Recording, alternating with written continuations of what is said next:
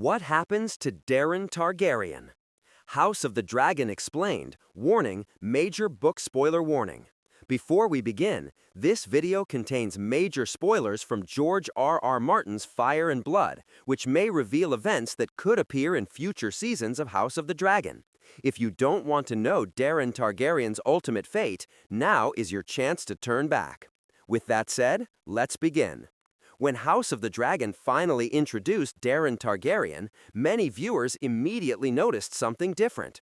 Unlike Aegon, he wasn't cruel. Unlike Aemond, he wasn't driven by vengeance. Instead, Daeron quickly earned a reputation as the most honorable of Alicent Hightower's sons. Kind, respectful, brave, and deeply loved by the soldiers who fought beside him. Some even believed if anyone from Team Green could save House Targaryen, it was Daeron. But this is the Dance of the Dragons, and in George R.R. Martin's world, honor rarely guarantees survival. So, what really happens to Daeron Targaryen? Let's break it all down. The youngest son of Alicent Hightower. Daeron is the youngest son of King Viserys I Targaryen and Queen Alicent Hightower. Unlike his older brothers, he spends most of his childhood far away from King's Landing. He's raised in Old Town under the care of House Hightower. Growing up away from the political chaos of court shapes him into a very different person. He's courteous, disciplined, and generally viewed as far more level-headed than either Aegon or Aemond.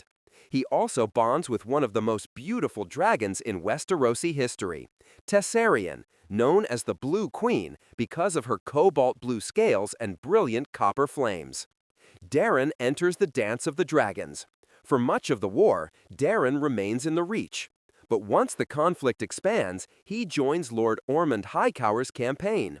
Although still very young, Daeron proves himself almost immediately. Unlike many royal princes, he fights alongside his men. He doesn't simply command from safety. His courage earns the respect of knights and common soldiers alike. Many characters describe him as the Green Prince people genuinely wanted to follow. He's not feared, he's admired. That makes his eventual story even more tragic. Daeron the Daring. One of Daeron's greatest moments comes during the Battle of the Honeywine. The Hightower army is in serious trouble. Enemy forces threaten to overwhelm them. Then, Daeron arrives, riding Tessarion. The appearance of a dragon completely changes the battle. Tessarion unleashes dragon fire across enemy lines. The Green Army rallies. Victory suddenly becomes possible. After the battle, Lord Ormond knights the young prince and gives him a new title, Daeron the Daring. It's a name that follows him throughout the rest of the war. And unlike many titles in Westeros, he truly earns it through bravery.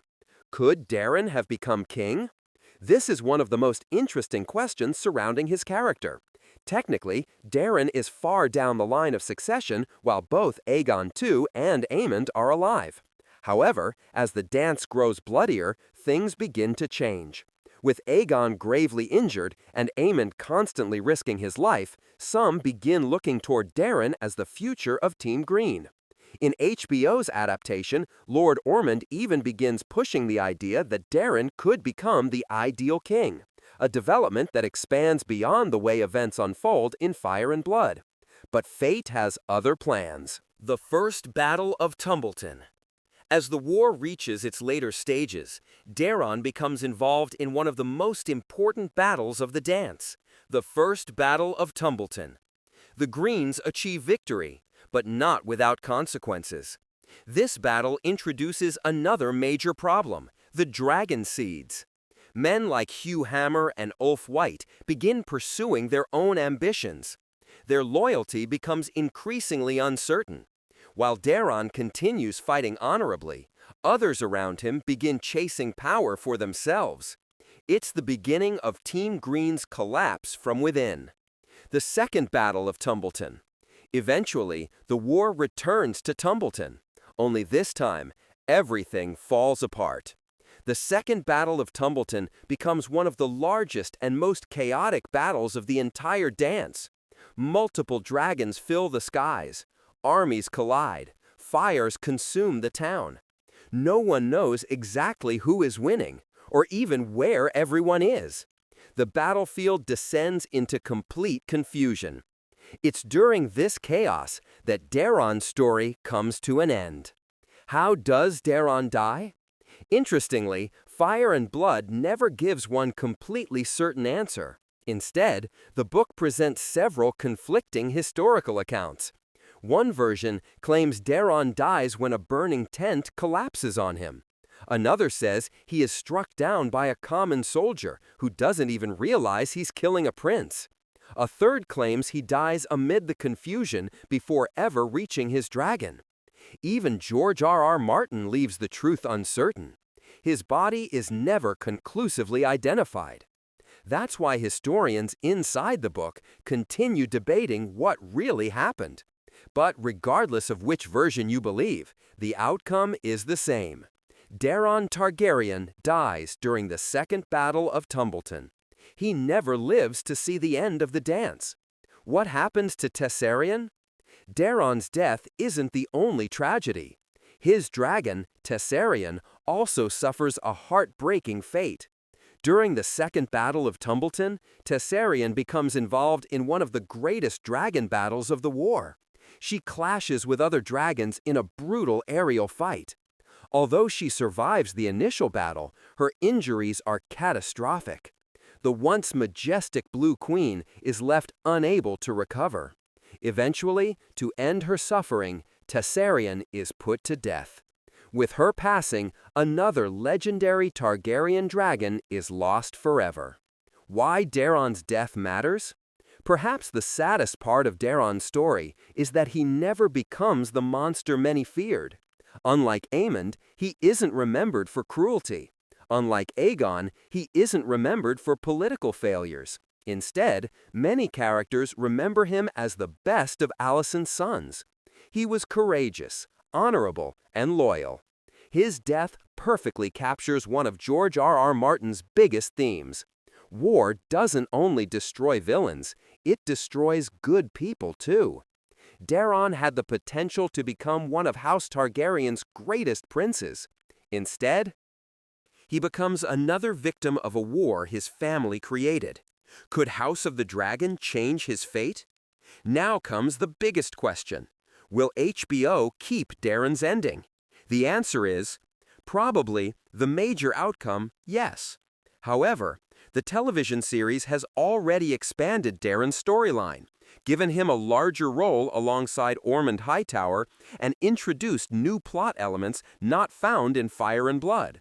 That means the exact circumstances of his death could be very different from the book's conflicting accounts. Many fans even speculate that because the book never definitively identifies Daeron's body, the show could surprise viewers. But until HBO reveals its plans, that's only a theory.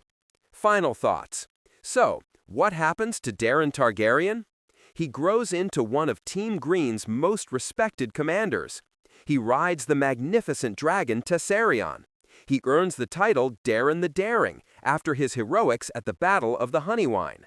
But despite his courage, he never becomes king. His story ends during the devastating Second Battle of Tumbleton, where he dies amid fire, chaos, and confusion. His beloved dragon Tessarion also perishes soon afterward. In many ways, Daeron represents the greatest tragedy of the Dance of the Dragons. He possessed the qualities of a good ruler: honor, compassion, leadership. Yet none of those qualities could save him from a war that destroyed nearly everyone it touched. Perhaps that's George R.R. Martin's ultimate message. In the Dance of the Dragons, there are no true winners, only survivors. So what do you think? Will House of the Dragon stay faithful to Daeron's tragic ending? Or could HBO surprise everyone by changing his fate? Let me know your theories in the comments below. And if you enjoyed this breakdown, don't forget to like, subscribe, and turn on notifications for more House of the Dragon explained videos, Fire and Blood lore, dragon breakdowns, and Westeros deep dives.